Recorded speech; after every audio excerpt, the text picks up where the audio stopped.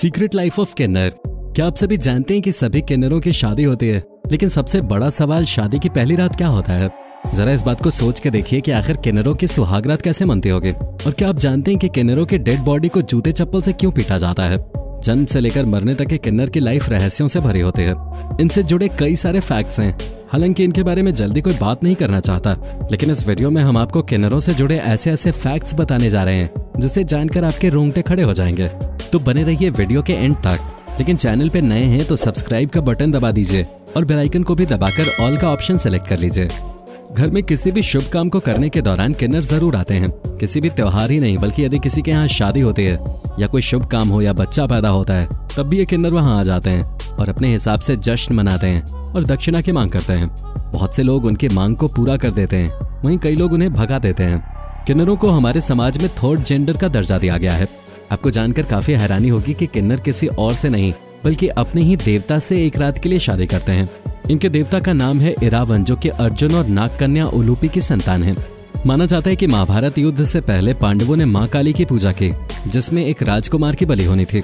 कोई भी राजकुमार जब आगे नहीं आया तो इरावन ने कहा कि वो बलि के लिए तैयार है, लेकिन उसने एक शर्त रख दी कि वो बिना शादी किए बलि नहीं चढ़ेगा।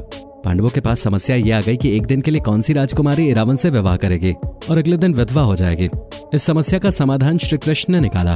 श्री कृष्ण स्वयं मोहिनी रूप धारण करके आ गए और उन्होंने इरावन से विवाह किया। अगले दिन सुबह इरावन की बलि दे दी गई और श्री कृष्ण ने विधवा बनकर विलाप किया। उसी घटना को याद कर किन्नर इरावन को अपना भगवान मानते हैं और एक रात के लिए विवाह करते हैं। आइए अब आपको बताते हैं कि शादी के बाद क्या होता है। एक्चुअली शादी के अगले दिन इरावन देवता की मूर्ति को पूरे शहर में घुमाया जाता है, फिर उस मूर्ति को तोड़ दिया जाता है। फिर पूरा किन्नर समुदाय अपना श्रृंगार उतार देता है और फिर ये सब एक विधवा की तरह शोक मनाने लगते हैं।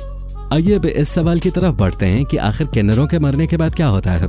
किन्नरों के रहन सहन के तरीके से लेकर अंतिम संस्कार तक सारी चीजें अलग तरीके से होती हैं। किन्नरों के अंतिम संस्कार के बारे में भी कम ही लोग जानते हैं। बताया जाता है कि कई किन्नरों के पास आध्यात्मिक शक्तियां होती हैं, जिससे उन्हें मौत का पहले से ही आभास हो जाता है।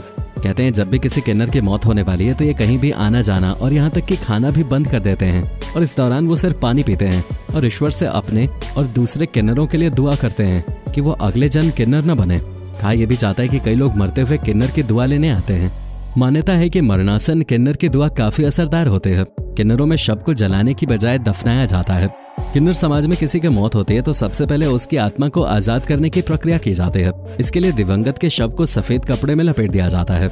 साथ ही ख्याल रखा जाता है कि शव पे कुछ भी बंधा हुआ न हो। ऐसा इसलिए किया जाता है ताकि दिवंगत की आत्मा आजाद हो सके।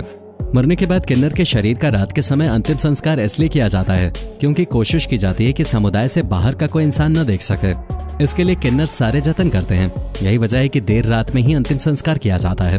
इसके पीछे ये कहा जाता है कि अगर किसी गैर किन्नर ने किन्नर का शव देख लिया तो वो दिवंगत किन्नर दूसरे जन्म में फिर से किन्नर ही बनेगा। इसलिए उसकी मुक्ति के लिए ही रात में शव यात्रा निकाली जाती है। बताते हैं कि किन्नर समुदाय शव यात्रा निकालने से पहले शव को जूते चप्पलों से पीटते हैं।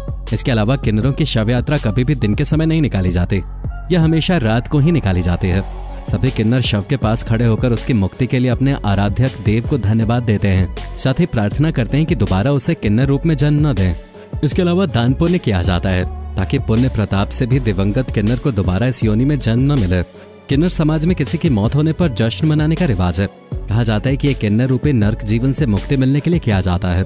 कहा जाता है कि अंतिम संस्कार के बाद एक हफ्ते तक समूचा किन्नर समुदाय भूखा ही रहता है। दोस्तों, हमारे समाज में मान्यता है कि किन्नर की दुआएं किसी भी व्यक्ति के बुरे समय को दूर कर सकती हैं। धन लाभ चाहते हैं तो किसी किन्नर से एक सिक्का लेकर पर्स में रखें। दोस्तों, इसी के साथ इस वीडियो में फिलहाल इतना ही। मिलते हैं नेक्स्ट वीडियो में, तब तक के लिए bye bye and take care.